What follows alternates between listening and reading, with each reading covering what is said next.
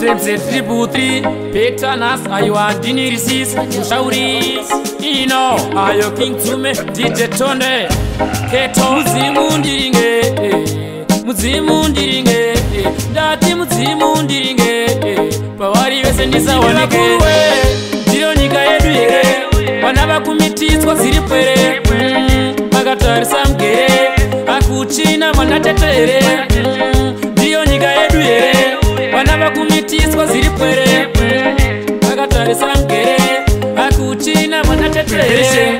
Is better than Kiwa, Shakatakwa, Adichisina Sekiwa. But before I go in further, then when Matumira Giro that gata, Shakatakwa, Tagushaya Maitiro, Muma location, Tagushaya Mafambiro, then Wari Matibasira, Matibasira, Imiwakuru, Dionika Edwige, Wanaba Kumititwa Ziripere, Magatari Samgere, Akuchina Manatetere, Dionika Edwige, Wanaba Kumititwa Ziripere, Magatari Samgere, Akuchina Manatetere.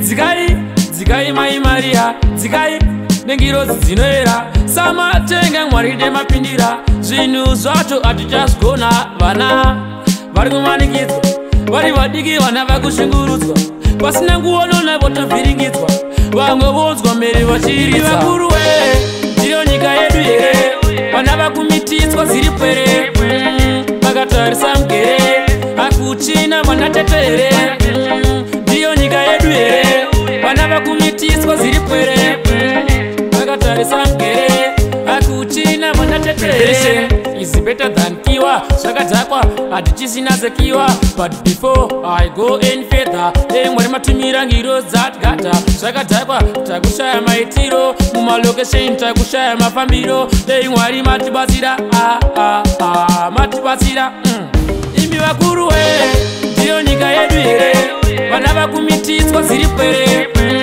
Magatari Samgere, Akuchina Manatetere, Dionika Edwige, Wanaba Kumititwa Ziripere, Magatari Samgere, Akuchina Manatetere. Zigai Mai Maria, Zigai Nengiro Zinoera, Sama Tenga Maride Mapindira, Zinu Zato Atijas Gona, Vana, Vargumanikizo, Varivadigi, Wanaba Kushinguruzwa, Pasinanguano Naboto Viringitwa, Wango Wozwa Meri Wachiri Wakurue, Dionika Edwige, Wanaba Kumititwa Ziripere, Magatari Samgere, Akuchina Manatetere, Dionika Edwige, Wanaba Kumititwa Ziripere, Magatari Samgere, Akuchina Manatetere.